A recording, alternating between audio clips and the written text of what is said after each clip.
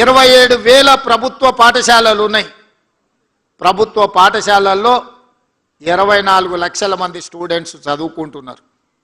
అదే ప్రైవేట్లో 11,000 పాఠశాలలు ఉన్నాయి. 34 లక్షల మంది పిల్లలు ఈరోజు ప్రైవేట్ పాఠశాలలలో చదువుకుంటున్నారు.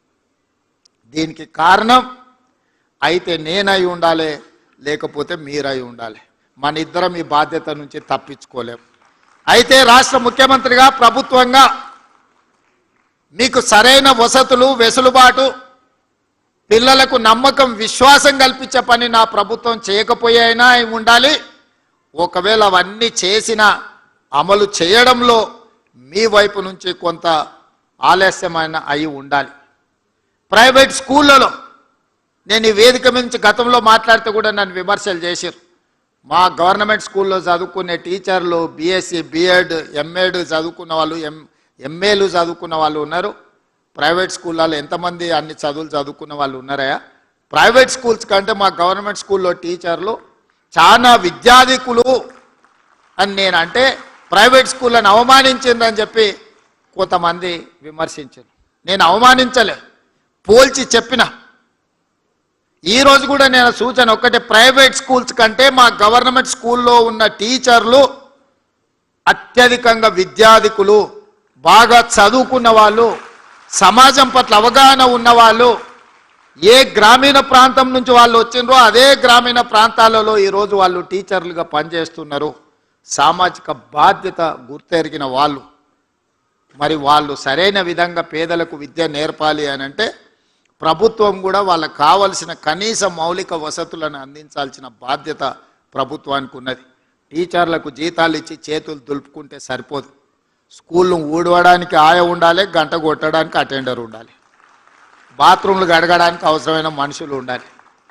టీచర్లదే ఆ బాధ్యత అన్నట్టు ఊడ్చే బాధ్యత టీచర్దే, గంట కొట్టే బాధ్యత టీచర్దే, బాత్రూమ్లు గడిగే బాధ్యత టీచర్దే అనే విధానం ఇది మంచిదా?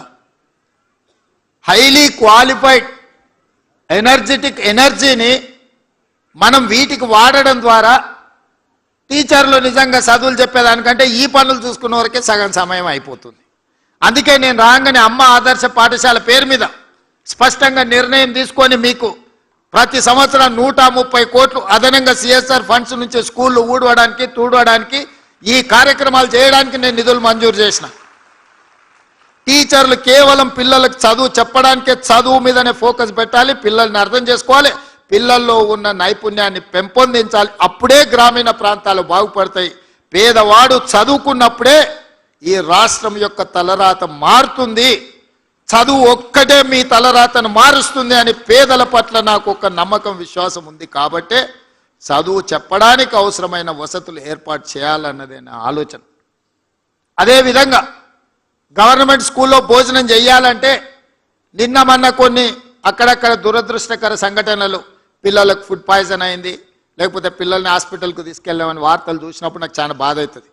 ఎందుకంటే నేను డైట్ ఛార్జెస్ పెంచిన, కాస్మెటిక్ ఛార్జెస్ పెంచిన, ఇవాళ ఎవరైనా ఎంత ఆగర్భ శ్రీమంతుడైనా తినే సన్నబియ్యం ఇవాళ పేదోళ్ళకి ఇచ్చిన పాఠశాలల పిల్లలకు పెట్టమని నేను చెప్పిన. క్వాలిటీ ఫుడ్ ఇవ్వండి అని చెప్పిన. ప్రతి స్కూల్కు ఒక ప్రభుత్వ అధికారికి బాధ్యత ఇచ్చిన. ఇప్పుడు నేను మా టీచర్లను విజ్ఞప్తి చేస్తున్నా, మీరు కూడా వాళ్ళతో భోజనం చేయండి. వీళ్ళు ఉన్నప్పుడు నేను కూడా వచ్చి వాళ్ళతో భోజనం చేస్తా. ఎప్పుడైతే టీచర్లం అంటే ఒక కుటుంబ పెద్ద, ఒక తల్లిగానో ఒక తండ్రిగానో తల్లిదండ్రులు మన మీద విశ్వాసం పెట్టుకొని రాత్రి సమయంలో పిల్లలు తల్లిదండ్రుల దగ్గర ఉంటే దినం మొత్తం మన దగ్గరనే ఉంటారు, టీచర్ల దగ్గరనే ఉంటారు. 50% పేద పిల్లల బాధ్యత మా టీచర్ల దగ్గరనే ఉన్నది. ఆ సమయంలో వాళ్ళతో పాటు కలిసి, వాళ్ళతో పాటు ఆడి, వాళ్ళతో పాటు భోజనం చేస్తే ఆ పిల్లలకు ఒక విశ్వాసం వస్తుంది. తప్పు జరగకుండా చూసుకునే బాధ్యత మనకు ఉంటుంది. కాబట్టి దయచేసి మా టీచర్లకు తప్పకుండా పాఠశాలల్లో మధ్యాహ్న భోజనం పిల్లలతో కలిసి మీరు ఎప్పుడైతే చేస్తారో తప్పులు జరగకుండా ఉంటాయి. దానికి ఏం కావాలనో నాకు చెప్పండి. వాటికి కావాల్సిన అనుమతులు కానీ వసతులు కానీ ఏర్పాటు చేసే బాధ్యత నాది. ఎందుకు అని అంటే ఈరోజు ఈ తెలంగాణ ఒక బలమైన తెలంగాణగా నిర్మించాలి అంటే పెద్దలు చెప్పినారు, దేశ భవిష్యత్తు తరగతి గదుల్లోనే ఉంది అని. మరి ఇవాళ తెలంగాణ భవిష్యత్తు కూడా తరగతి గదుల్లోనే ఉంది. ఇవాళ ఉస్మానియా యూనివర్సిటీ ర్యాంకింగ్ మెరుగైంది, గతంలో ఉండేదానికంటే చాలా ముందుకు వచ్చిందని చెప్పినప్పుడు నాకు సంతోషమైంది. నేను వచ్చినప్పుడు గతంలో యూనివర్సిటీ వైస్ ఛాన్సలర్ నియమించడానికి ఆ ప్రభుత్వానికి తీరిక లేకుండే. దాంట్లో కూడా రకరకాల రాజకీయాలు, నేను వాటి జోలికి వెళ్ళదలుచుకోలేదు. వచ్చిన ఎంబడే సామాజిక పరిస్థితులను మెరిట్ బేసిస్ మీద, social justice with merit, without merit ఎవరిని వీసీలు వేయలే. కానీ 100 సంవత్సరాల అవకాశం రాని సామాజిక వర్గాలకు కూడా ఉస్మానియా యూనివర్సిటీ వైస్ ఛాన్సలరు, లేకపోతే అంబేద్కర్ యూనివర్సిటీ, ఇతర యూనివర్సిటీలకు వాళ్ళకి బాధ్యత ఇచ్చి వాళ్ళు ఈరోజు వాళ్ళ బాధ్యత నెరవేరుస్తున్నారు. కాబట్టి ఉస్మానియా యూనివర్సిటీ యొక్క గ్రేడింగ్లో ఈరోజు చాలా అప్గ్రేడ్ అయినాం. ఇవాళ ప్రైవేట్ గవర్నమెంట్ స్కూల్స్లో కూడా నాకు తెలిసి మా విద్యాశాఖ అధికారులు చెప్పాలి, ఈ సంవత్సరం 3 లక్షల మంది విద్యార్థులు ప్రైవేట్ స్కూళ్ళ నుంచి మారి గవర్నమెంట్ స్కూళ్ళకు వచ్చిందంటే మీరందరూ ఎంత అద్భుతంగా పనిచేస్తున్నారో. ప్రతిసారి డ్రాప్ అవుట్సే ఉంటుండే, ప్రతి సంవత్సరం విద్యార్థులు తగ్గుకుంటూ చివరికి పాఠశాలలు మూతబడే పరిస్థితి తెలంగాణ రాష్ట్రానికి దాపురించింది. అక్కడి నుంచి ఈ సంవత్సరం మనం పెట్టిన ఎఫర్ట్స్ తోటి 3 లక్షల మంది విద్యార్థులు అదనంగా ఈరోజు ప్రభుత్వ పాఠశాలల చేరిండ్రు అని అంటే నేను మనస్ఫూర్తిగా మా టీచర్లను నేను అభినందిస్తున్నా. మీరు బాధ్యతతోని వ్యవహరిస్తున్నారు. దీన్ని ఇంకా వేగంగా ముందుకు తీసుకెళ్ళాలి. ఆ మధ్య నేను పేపర్లో చూసిన, పిల్లలు రావడానికి స్కూల్కు ఆటో లేదు అని అంటే ఆ టీచర్లే చందాలు వేసుకొని ఆటోకు వాళ్ళు డబ్బులు ఇచ్చి ప్రతిరోజు పిల్లల్ని బడికొచ్చే విధంగా జీతంలోకి వెళ్ళి కొంత కేటాయించి పిల్లలకు ఆటో వసతి ఏర్పాటు చేసి ఈరోజు కొంతమంది టీచర్లు పిల్లలకు చదువు చెప్తున్నారంటే వాళ్ళ సోషల్ రెస్పాన్సిబిలిటీని నేను అభినందిస్తున్నా. ఆదిలాబాద్లో ఇంకొక టీచర్, వాళ్ళ సతీమణి కూడా టీచర్ ఉండే, ఆవిడ మరణిస్తే ఆవిడ జ్ఞాపకార్థంగా 7 లక్షల రూపాయలు ఖర్చు పెట్టి ఆ స్కూల్లో మౌలిక వసతులను ఒక టీచర్ మెరుగుపరిచిండు అని అంటే విద్య పట్ల, పేదవాళ్ళ పట్ల ఆ టీచర్లకు ఉన్న దయాగుణాన్ని ఈరోజు మనందరం అర్థం చేసుకోవాలి. మా యోగితారాణ గారు చెప్తున్నారు, ఆదిలాబాద్లో ఇంకేదో ప్లేస్, ఒక టీచర్ వైఫ్ అండ్ హస్బెండ్ ప్రమోషన్లు వచ్చినా ఏమొచ్చినా బదిలీ కాకుండా అక్కడనే ఉండే ఆదివాసీ పిల్లలకు వాళ్ళకి చదువులు చెప్పిండ్రు. మీ ద్వారా ఒక శాలువ కప్పాలి ఆ టీచర్స్కి అని చెప్పిండ్రు. అంటే నేను తప్పకుండా కప్పడమే కాదు, ఏదో ఒకసారి ఆ స్కూల్ని కూడా నేను సందర్శిస్తానని మా ఎడ్యుకేషన్ సెక్రటరీ గారికి నేను చెప్పిన. ఇవన్నీ మీ సక్సెస్ స్టోరీస్. అక్కడో ఇక్కడో చిన్నయో పెద్దయో చెదురుమదురు సంఘటనలు జరుగుతాయి. 95% మనం ఎఫెక్టివ్గా పనిచేసినా 95% మంచి వాళ్ళు ఉన్నా 2%, 3% అనుకోని తప్పిదాలు జరిగితే ఆ 2-3% మన శాఖకు మచ్చ తెచ్చిపెట్టే పరిస్థితి ఉంది. చాలామంది నాకు సూచన చేసిరు, most controversial subject education department, నువ్వు ఆ శాఖ ఎవరికన్నా ఇచ్చేసి అన్న వేరేది ఏదన్నా తీసుకో అని. నేను చెప్పిన లేదు, ఈ శాఖ నా దగ్గరనే పెట్టుకుంటా, కాంట్రవర్సీ అయినా పర్వాలేదు, ఏదో తేల్చుదామని నేను డిసైడ్ అయినా. మా అక్నూరు మురళి గారు ఉన్నారు, సార్ అన్నీ బాగానే ఉన్నాయి కానీ ప్రభుత్వ పాఠశాల అంటే 1వ తరగతి నుంచి చదువు చెప్తారు, నర్సరీ, ఎల్కేజీ, యూకేజీ ప్రైవేట్లో చదువుకున్నాక 1వ తరగతికి మన దగ్గరికి ఎందుకు వస్తారని ఆ సమస్య నాకు అర్థమైంది.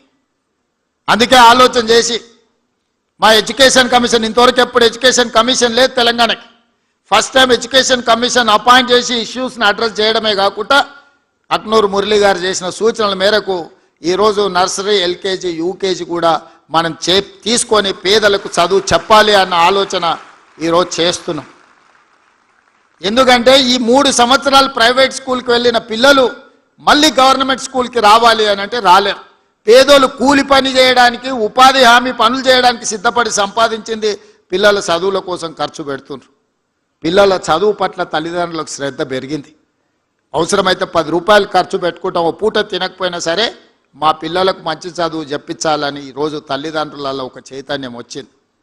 నేను అడుగుతున్నా ఈరోజు మా ఉపాధ్యాయులను, ఆ చదువు మనం చెప్పలేమా, ప్రైవేట్ స్కూళ్ళకి ఎందుకు పోవాలి వాళ్ళు పేదవాళ్ళని నేను అడుగుతున్నా. మన దగ్గర శక్తి లేదా, మన దగ్గర చిత్తశుద్ధి లేదా? ఈ ప్రభుత్వం మీరు అడిగితే ఇవ్వంది ఏమైనా ఉందా? అందుకే ఈరోజు ఈ వేదిక మీద నుంచి ఉపాధ్యాయులకు అందరికీ నా విజ్ఞప్తి ఒకటే, మనం ప్రతిన బూనుదాం. ప్రైవేట్ స్కూళ్ళ కంటే, కార్పొరేట్ కాలేజీల కంటే నాణ్యమైన విద్యను పేదలకు అందిద్దాం. విద్య ఒక్కటే తలరాతను మారుస్తుంది. ఇవాళ పంచడానికి భూములు లేవు. పేదవాడు బాగుపడాలి, పేదవాడు సమాజంలో రాణించాలి అని అంటే విద్య ఒక్కటే ప్రామాణికం. ఇవాళ సిలికాన్ వ్యాలీని మన వాళ్ళు శాసిస్తున్నారంటే ఇంజనీరింగ్ గ్రాడ్యుయేట్స్ మన దగ్గర చదువుకున్నందుకే సిలికాన్ వ్యాలీని మనం ఈరోజు శాసిస్తున్నాం. దానికి కారణం విద్య. అందుకే ప్రపంచ దేశాలలో జరుగుతున్న మార్పులు చేర్పులను అన్నిటిని దృష్టిలో పెట్టుకొని ఈరోజు మనకు మనమే ఇక్కడ చదువుకోవడం కాదు, ఇతర దేశాలలో ప్రతి సంవత్సరం 200 మంది టీచర్లను సింగపూర్, సౌత్ కొరియా లాంటి దేశాలకు మిమ్మల్ని పంపించి అక్కడ విద్యను స్టడీ చేయడానికి మీ టీచర్లను విదేశాలకు పంపడానికి ఈరోజు మా ప్రభుత్వం నిర్ణయం తీసుకున్నది. మనం మన కోసం మనం పోటీ పడడం కాదు, మన పక్కలుండే ఊరును చూసి పోటీ కాదు, ప్రపంచ దేశాలతోనే విద్యలో మనం పోటీ పడాలి. ఈరోజు సింగపూర్ లాంటి, సౌత్ కొరియా లాంటి, జపాన్ లాంటి దేశాలు అభివృద్ధి చెందడానికి కారణం ఏంది? ఇవాళ జర్మన్ అభివృద్ధి చెందడానికి కారణం ఏంది? ఈరోజు చైనా అభివృద్ధి చెందడానికి కారణం ఏంది? అక్కడున్న విద్యార్థులకు నాణ్యమైన విద్యను అందించడమే కాకుండా ఒక పట్టుదలను నేర్పడం వల్ల ఆయా దేశాలు ప్రపంచంలో వేగంగా అభివృద్ధి పదం వైపు నడుస్తున్నాయి. మరి వాటన్నిటిని కూడా మనం వినడమే కాదు, చూడాల్సిన అవసరం ఉంది. అందుకే 1,20,000 మంది టీచర్లు ఈరోజు తెలంగాణ రాష్ట్రంలో ఉన్నారు.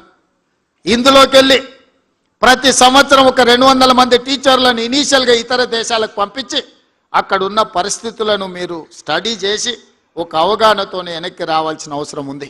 టీచర్లు అందరికీ కూడా ఈరోజు మర్రి చెన్నారెడ్డి దీంట్లో మనం ఓరియంటేషన్ క్లాసెస్ తీసుకుంటున్నాం టీచర్స్కి. ఎందుకు అనంటే నైపుణ్యం పెంచుకోవాల్సిన అవసరం ఉంది. మనం ఉద్యోగం వచ్చినప్పుడు ఉన్న పరిస్థితులు, మనం రాసిన పోటీ పరీక్షలు ఒకలాంటివి. ఈరోజు ప్రతి సంవత్సరం విద్య మారుతుంది, విధానం మారుతుంది, ఎడ్యుకేషన్ పాలసీస్ మారుతున్నాయి. నేషనల్ ఎడ్యుకేషన్ పాలసీ ఒకలాగా ఉంటే మనకు తెలంగాణకు అసలు ఏ పాలసీ లేకుండా మనం ఉన్నాం. అందుకే మొన్న నేను ఆర్డర్ ఇచ్చిన తెలంగాణ ఎడ్యుకేషన్ పాలసీని ప్రిపేర్ చేయండి అని పెద్దలు కేశవరావు గారిని చైర్పర్సన్గా పెట్టి కడేం శ్రీహరి గారిని, అక్నూర్ మురళి గారిని, మా ఎడ్యుకేషన్ డిపార్ట్మెంట్లో ఉన్న అధికారులను కలిపి తెలంగాణ ఎడ్యుకేషన్ పాలసీ చేయడానికి ఒక కమిటీని అపాయింట్ చేసినాం. తెలంగాణ కూడా ఒక నూతనమైన ఎడ్యుకేషన్ పాలసీ కావాలి. ఆ ఎడ్యుకేషన్ పాలసీ పేద పిల్లల జీవితాలలో వెలుగులు నింపాలి. అందుకే మిత్రులారా, ఈరోజు ఉత్తమ ఉపాధ్యాయులను అభినందించడమే కాకుండా వాళ్ళందరినీ కలవాలి, వాళ్ళతో మాట్లాడడం ద్వారా మీతో ఆలోచనలు పంచుకోవాలి. ఈ రాష్ట్ర ప్రభుత్వానికి నర్సరీ నుంచి 12th క్లాస్ వరకు, 12th తర్వాత ఆ పిల్లలకు విజ్డమ్ వస్తుంది. వాళ్ళు డాక్టర్ కావాలనుకుంటున్నారా, ఇంజనీర్ కావాలనుకుంటున్నారా, ఐఏఎస్ కావాలనుకుంటున్నారా, ఐపీఎస్ కావాలనుకుంటున్నారా. కానీ ఫౌండేషన్ లేకుండా మీరు అంతస్తులు కడతామంటే అది ఉపయోగం లేదు. Foundation is very important than anything. ఆ ఫౌండేషన్ అనేది వేయగలిగింది ఇక్కడున్న ఈ టీచర్లు, ఈ ఉపాధ్యాయులే. మీరు నేను కలిస్తే ఆ ఫౌండేషన్ ఈ దేశానికి ఆదర్శంగా నిలబెడతాం. చివరిగా ఒక్క మాట చెప్పదలుచుకున్నా. కేజ్రీవాల్ ఢిల్లీలో 2వసారి 3వసారి ఎందుకు ముఖ్యమంత్రి అయ్యిండు? మొదటిసారి ఒక పరిస్థితిలో అయ్యిండు, 2వసారి 3వసారి వారు ముఖ్యమంత్రి కావడానికి ప్రధానమైన కారణం ఆయన విద్యలో తీసుకొచ్చిన సమూలమైన మార్పులు. ఆ మార్పుని పేదలకు విద్యను అందించిన టీచర్లు కాబట్టి వారు 2వసారి 3వసారి ముఖ్యమంత్రి అయినారు. నాకు కూడా కొంచెం స్వార్థం ఉంది, మీరు మంచిగా పనిచేస్తే 2వసారో 3వసారో కావడానికి ఉంటుంది. నేనేం దాచిపెట్టదలుచుకోలే, నేను కష్టపడతా, నేను కూడా మీతో పాటు పనిచేస్తా. నేనేం పని చేయను, నేను ఫామ్ హౌస్లో అనుకుంటా మిమ్మల్ని కష్టం చేయమని నేను చెప్తలేను. నేను కూడా వస్తాను, మీరు ఏడికి రమ్మంటే ఆడికి వస్తా, తండాలకు రమ్మంటే తండాలకు వస్తా, గూడాలకు వస్తా, ఎక్కడికి రమ్మంటే అక్కడికి వస్తా. నేను కూడా ఎక్కడి నుంచి వచ్చినా నల్లమల్ల అడవుల నుంచే వచ్చిన, గ్రామీణ ప్రాంతం నుంచి వచ్చిన. 6 నెలలకు ఒకసారైనా మా ఊరికి పోయి ఓ రోజు ఉండి వస్తాయి. ఎందుకంటే జూబ్లీల్స్ వచ్చిన కాబట్టి అది మర్చిపోద్దు. అక్కడికి పోతే మనం ఎక్కడొచ్చినామో మన మూలాలు మనకు గుర్తుంటాయి. మా టీచర్లకు కూడా నా సూచన ఒకటే, అప్పుడప్పుడు మనం ఎక్కడి నుంచి వచ్చినామో 4 నెలలకు ఒక్కసారి మన మూలాలను మనం గుర్తు చేసుకోవాలి. వెనక్కి ఊరికి పోయి మన దాయాదులను, మన పక్కింటోళ్ళను, మన ఊర్లో మన చిన్ననాటి మిత్రులను కలిసి ఒకరు వ్యవసాయం చేస్తుంటారు, ఒకరు బర్రెల కాడికి పోతుంటారు, ఒకరు తినడానికి ఇబ్బంది పడుతుంటారు. వాళ్ళకంటే ఎంత మెరుగైన జీవితం మనకు ఉందో ఒకసారి వస్తే మనం నిజంగా ఏం చేయాలనో మనకు ఒక అవగాహన వస్తుంది. అందుకే ఇక్కడికి వచ్చిన విద్యార్థులకు నేను సూచన చేయదలుచుకున్నా. పాఠశాల విద్యనే కాదు, ఈరోజు ప్రతి సంవత్సరం ఇంజనీరింగ్ గ్రాడ్యుయేట్స్ తెలంగాణ రాష్ట్రంలో 1,10,000 మంది పాస్ అవుతున్నారు. కానీ ఎంతమందికి ఉద్యోగాలు వస్తున్నాయి?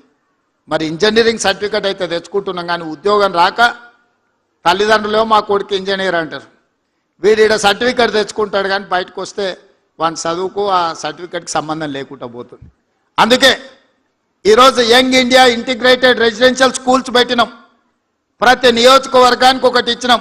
25 ఎకరాలలో 200 కోట్ల రూపాయలతోటి 100 స్కూళ్ళు 20,000 కోట్ల రూపాయలతో ఇవాళ young India integrated residential schools world's best model కింద ఈరోజు మనం కట్టాలనుకున్నాం. శాంక్షన్స్ ఇచ్చినాం, పనులు జరుగుతున్నాయి. నాణ్యమైన వసతులతో పాటు నాణ్యమైన విద్యను అందించడానికి ఈరోజు తీసుకొచ్చినాం. అదేవిధంగా యంగ్ ఇండియా స్కిల్స్ యూనివర్సిటీ పెట్టుకున్నాం. దేశంలో ఎక్కడా లేదు స్కిల్స్ యూనివర్సిటీ. డిప్లొమా కోర్సులు, సర్టిఫికెట్ కోర్సులు ఉన్నాయి. కానీ భవిష్యత్ చదువుకోవాలంటే డిగ్రీ సర్టిఫికెట్ ఉంటే వాళ్ళు పీజీలు చదువుకోవచ్చు. అందుకే ఈరోజు తెలంగాణ రాష్ట్రంలో పబ్లిక్ ప్రైవేట్ పార్ట్నర్షిప్లో అతి తక్కువ ఖర్చులతో ఈరోజు పేదలకు అందరికీ స్కిల్స్ ఇంప్రూవ్ చేయాలని యంగ్ ఇండియా స్కిల్స్ యూనివర్సిటీని ఈరోజు మనం ప్రారంభించుకున్నాం. బోర్డులో ఆనంద్ మహేంద్ర అండ్ మహేంద్ర గ్రూప్, మనకి మహేంద్ర వెహికల్స్ కనిపిస్తాయి కదా, ఆ కంపెనీ చైర్మన్ ఈరోజు మన యూనివర్సిటీ చైర్మన్. సో ఆ విధంగా రెడ్డి ల్యాబ్స్ వాళ్ళు, అపోలో హాస్పిటల్ వాళ్ళు, పెద్ద పెద్ద కార్పొరేట్ కంపెనీలు నడిపే వాళ్ళను ఆ యూనివర్సిటీ బోర్డులో డైరెక్టర్స్గా పెట్టినాం. సిలబస్ వాళ్ళే డిసైడ్ చేస్తారు, పిల్లల్ని వాళ్ళే సెలెక్ట్ చేసుకుంటారు, వాళ్ళే వాళ్ళకి చదువు చెప్తారు, వాళ్ళనే వాళ్ళ కంపెనీలలో ఉద్యోగాలలో తీసుకుంటారు. అన్ని రకాలుగా వాళ్ళు బాధ్యత తీసుకునే అవకాశం ఇచ్చినాం. అదేవిధంగా ఐటీఐలు 1956లో మొట్టమొదటి ఐటీఐలు ప్రారంభించారు. అప్పుడు ప్రారంభించిన సిలబస్ ఇంకా 2025 కూడా మనం అదే సిలబస్ చెప్తున్నాం. Diesel mechanic, fitter, plumber, electrician అని. డీజిల్ మెకానిక్ అని అందులో చేరి అంబాసిడర్ కారు నేర్చుకుంటున్నాడు. బయటకు వస్తే అంబాసిడర్ కారు లేదు రిపేర్ చేయడానికి, బెంచ్ కారు BMW వచ్చింది. అంబాసిడర్ కారు రిపేర్ చేయాలంటే ఫామ్ హౌస్కి వస్తే తప్ప ఇంకేడా అంబాసిడర్ కారు దొరకలేదు. ఏం చేసుకోవాలా చదివి మీరు చెప్పుండ్రి. ప్లంబర్, ఎలక్ట్రీషియన్ వాళ్ళు నేర్చుకుంటున్న చదివేంది, వాళ్ళు బయటకు వస్తే ఉన్న అవకాశాలు ఏంది. అందుకే ఈరోజు 65 ఐటీఐలు ఉన్నాయి తెలంగాణ రాష్ట్రంలో. వాటిని చూసిన తర్వాత నేను టాటా కంపెనీతో మాట్లాడినా, టాటా చైర్మన్తో మాట్లాడి ఒక అవగాహనకు వచ్చిన. ఈ ఐటీఐలు కాలగర్భంలో కలిసిపోతున్నాయి. 40-50 ఏళ్ల కింద మాకు అవసరమైన సాంకేతిక నైపుణ్యాన్ని నేర్పించడానికి సిలబస్ ఇన్స్ట్రక్టర్స్ను సెలెక్ట్ చేసుకున్నారు. ఇది కుదరదు, దీన్ని మార్చాలని టాటా కంపెనీతో మాట్లాడుకొని 2400 కోట్ల రూపాయలు ఈరోజు టాటా కంపెనీ దాన్ని అప్గ్రేడ్ చేయడానికి పెట్టారు. ఇవాళ ఐటీఐలను అడ్వాన్స్డ్ టెక్నాలజీ సెంటర్స్గా ఏటీసీలు. ఈరోజు అసలు అక్కడ ఉన్న సాంకేతిక నైపుణ్యం, అక్కడ పెట్టిన ఎక్విప్మెంట్ చూస్తే నాకే కళ్ళు చెదిరిపోయేటంత లేటెస్ట్ టెక్నాలజీని పెట్టినరు. ట్రైనర్స్ ట్రైనింగ్ పెట్టినరు, ఇన్స్ట్రక్టర్స్ని వాళ్ళే ట్రైనింగ్ ఇస్తారు. 10 సంవత్సరాలు టాటా కంపెనీనే ఈ 100 ఏటీసీలను ప్రతి కాన్స్టిట్యున్సీకి ఒక ఏటీసీ పెట్టండి, ప్రతి సంవత్సరం ఒక 2000 మంది విద్యార్థులను తీసుకొని వాళ్ళకి ట్రైనింగ్ ఇవ్వండి. ఈరోజు సాంకేతిక నైపుణ్యం ఉంటే ఉద్యోగ ఉపాధి అవకాశాలు మెరుగుగా ఉన్నాయని చెప్పి ఈరోజు టాటా కంపెనీని ఒక జాయింట్ వెంచర్ కింద తెలంగాణ రాష్ట్ర ప్రభుత్వం ఏటీసీలను ప్రారంభించింది. ఒలింపిక్ గేమ్స్ మీరు అందరు చూసారు. 140 కోట్ల జనాభా ఉంది, ఒక గోల్డ్ మెడల్ రాలే. మా పిల్లలు బాగా వినాలి, మా స్కూల్ స్టూడెంట్స్. ప్రపంచంలోనే అత్యధిక జనాభా ఉన్న దేశంగా గుర్తింపు పొందిన భారతదేశం 18 ఏళ్ల నుంచి 35 ఏళ్ల మధ్యలో 60% జనాభా ఉన్న భారతదేశం ఒలింపిక్స్లో ఒక గోల్డ్ మెడల్ తీసుకురాలి. ఇది మనందరికి అవమానం కాదా? దేశానికి అవమానం అయితే మనకు కూడా అవమానం అయినట్టే కదా. సౌత్ కొరియా పోయినా నేను, చిన్న దేశం, ఒక సౌత్ కొరియన్ స్పోర్ట్స్ యూనివర్సిటీకి పోయినా 30 ఎకరాలు ఉంది. మన ఉస్మానియా యూనివర్సిటీ 1600 ఎకరాలు ఉంది అనుకుంటా. మరి ప్రొఫెసర్ కాసిం గారు చెప్పాలి, 1600 ఎకరాలు ఉంది. 1600 ఎకరాలు ఉన్న Osmania university, south Korean sports university 30 ఎకరాలు ఉంది. ఆ దేశానికి 32 గోల్డ్ మెడల్స్ వస్తే 16 మెడల్స్ ఆ ఒక్క యూనివర్సిటీ తీసుకొచ్చింది. ఒక అమ్మాయి నాకు తీసుకొచ్చి పరిచయం చేసిరు, ఏదో అమ్మాయి నాకు బొకే ఇస్తుందేమో అనుకున్నా. బొకే ఇచ్చిన తర్వాత ఆ అమ్మాయికి నేను శాలువ కప్పాల్సి వచ్చింది. ఆ అమ్మాయి ఆర్చరీలో ఒలింపిక్స్లో 3 గోల్డ్ మెడల్స్ సాధించింది. ఒక అమ్మాయి south Korean sports university student నాకు బొకే ఇవ్వడానికి వచ్చింది అనుకున్న, తీరా చూస్తే నేనే శాలువ తీసి ఆ అమ్మాయికి కప్పాల్సిన అవసరం వచ్చింది. ఎందుకంటే 3 గోల్డ్ మెడల్స్ తీసుకొచ్చింది ఆర్చరీలో. మరి ఆ చిన్న దేశం 32 మెడల్స్, 30 ఎకరాలలో ఉన్న యూనివర్సిటీ 16 మెడల్స్ తెస్తే, మరి మొత్తం భారతదేశం ఒక్క మెడల్ కూడా లేకపోతే ఇది మనకు అవమానం కాదా? అందుకే ఆలోచన చేసి దేశ ప్రతిష్ట పెరగాలి అంటే తెలంగాణలో స్పోర్ట్స్ యూనివర్సిటీ ఉండాలి, స్పోర్ట్స్ అకాడమీ ఉండాలి అని young India sports university and young India sports అకాడమీని పెట్టి దేశంలోనే ఒక గొప్ప యూనివర్సిటీగా తీర్చిదిద్దడానికి ఇవాళ నిర్ణయం తీసుకున్నాము. మట్టిలో మాణిక్యాలను వెలికి తీయండి, నైపుణ్యం ఉన్న క్రీడాకారులను గుర్తించండి, వాళ్ళకి 100% గవర్నమెంటే స్పాన్సర్ చేసి క్రీడాకారులుగా తీర్చిదిద్దడమే కాదు, ఈరోజు నిఖత్ జరీన్ బాక్సింగ్లో ఛాంపియన్ తెస్తే గ్రూప్ 1 ఆఫీసర్ పోస్ట్ ఇచ్చిన, సిరాజ్ క్రికెట్లో రాణిస్తే సిరాజ్ చదువుకున్నది ఇంటర్మీడియట్ ఫెయిల్, కానీ అన్ని రూల్స్ని ఎగ్జామ్షన్ ఇచ్చి గ్రూప్ 1 జాబ్ ఇవాళ డిఎస్పీ చేసిన సిరాజ్ ఈరోజు డిఎస్పీ సిరాజ్ అయిండు స్పోర్ట్స్లో రాణించినందుకు. నిఖత్ జరీన్ ఇవాళ డిఎస్పీ నిఖత్ జరీన్ అయింది. దీప్తి జువాంజీ అని వరంగల్ అమ్మాయి పారా ఒలింపిక్స్లో మెడల్ సాధిస్తే గ్రూప్ 2 జాబ్ ఎక్సైజ్ డిపార్ట్మెంట్లో గ్రూప్ 2 జాబ్ ఇవ్వడమే కాకుండా ₹1 కోటి నగదు ఇచ్చి వరంగల్లో ఇంటి ప్లాట్ ఇచ్చిన. నిఖత్ జరీన్కి ఇంటి ప్లాట్ ఇచ్చిన, ₹3 కోట్ల ఇచ్చిన. ఇవన్నీ ఎందుకు చెప్తున్నా అంటే ఇక్కడ ఉన్న ఉపాధ్యాయులందరికీ నా సూచన ఒక్కటే, గ్రామీణ ప్రాంతాలలో ఉన్న క్రీడల్లో ఆసక్తి ఉన్న పిల్లల్ని గుర్తించండి, దాంట్లో ప్రోత్సహించండి. ప్రత్యేకంగా ఈరోజు మనం ఎస్టాబ్లిష్మెంట్ చేస్తున్న కేజీబీవీలలో ఇతర ప్రాంతాలలో పిల్లలందరినీ ఒక ఇంటిగ్రేట్ చేసి స్పోర్ట్స్లో వాళ్ళను రాణించే విధంగా ఎంకరేజ్ చేయాలి. చదివితేనే ఉద్యోగం కాదు, చదివితేనే భవిష్యత్తు కాదు, క్రీడల్లో రాణిస్తే కూడా భవిష్యత్తు ఉంటుందని పిల్లలకు బోధించండి. గుర్తించండి పిల్లలో ఉన్న నైపుణ్యాన్ని, పిల్లల్ని నిశితంగా మీరు గమనించండి. ఆ పిల్లలకి ఏం కావాలనో మనం ఇద్దాం. మీరు ఏం అడిగితే అది చేయడానికి నేను సిద్ధంగా ఉన్నా. మీ సమస్యల్ని పరిష్కరించడమే కాదు, ఈ తెలంగాణ సమాజాన్ని నిర్మించాలి అని అంటే పిల్లలని బాగు చేయాలి. ఇవాళ నేను గంజాయి కేసులు ఇవి పట్టుకుంటుంటే చెప్పడానికి నాకే బాధగా ఉంది. గంజాయి పెడ్లింగ్ చేసేటోళ్ళు మన ఇంజనీరింగ్ చదువుకుంటున్న స్టూడెంట్స్, రెగ్యులర్ గంజాయి అమ్మేటోళ్ళు కాదు. వాళ్ళు ఇక్కడికి వచ్చిన తర్వాత ఏం చేయాలో తెలియక కొంతమంది పిల్లలు తప్పుదోవ పడుతున్నారు, డ్రగ్స్ బారిన పడుతున్నారు. చిన్న చిన్న పట్టణాలకు కూడా చేరుకున్నది. ఒకప్పుడు పెద్ద పెద్ద యూనివర్సిటీల్లో ఎక్కడనో ఉండేది, బాగా డబ్బులు ఉన్న వాళ్ళకు ఇట్లాంటి అలవాట్లు జబ్బులు ఉంటాయని విన్నా, కానీ ఇప్పుడు అట్లా లేదు. తాలూకా లెవెల్ కూడా పాకిపోయింది గంజాయి, ఈ డ్రగ్స్ వ్యసనాలు. గమనించండి, పిల్లల్ని తప్పుదోవ పట్టే వాళ్ళను దారి మళ్ళించాలి, వాళ్ళందరినీ దారిలో పెట్టాల్సిన బాధ్యత కూడా మనకే ఉంది. ఇంతకుముందు ఒకప్పుడు తల్లిదండ్రులకు పిల్లలు 4, 5, 6 మంది ఉండేది, ఉమ్మడి కుటుంబం లాక్కుండేది, ఒక్కొక్క తల్లిదండ్రులకు 5, 6 మంది పిల్లలు. ఇప్పుడు మీకు తెలుసు ఒకరు లేక ఇద్దరికి వచ్చేసినాం. ఆ ఒకరో ఇద్దరో పిల్లలు తప్పుదోవ పడితే ఆ తల్లిదండ్రుల శోకము మనం అర్థం చేసుకోవాల్సిన విషయం ఉంది. అందుకే తెలంగాణ రాష్ట్రంలో ప్రభుత్వం ఏర్పడ్డ తర్వాత ఈ గంజాయి డ్రగ్స్ పట్ల కఠినంగా వ్యవహరిస్తున్నాం. కొత్త డిపార్ట్మెంట్ని ఏర్పాటు చేసినాం, ఈగల్ ఫోర్స్.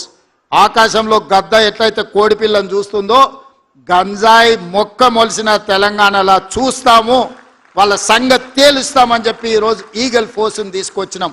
ఇవన్నీ కూడా పిల్లల భవిష్యత్తు కోసమే. ఈరోజు ఇన్ని ఆలోచనలు చేస్తున్నది ఈ పిల్లల కోసమే.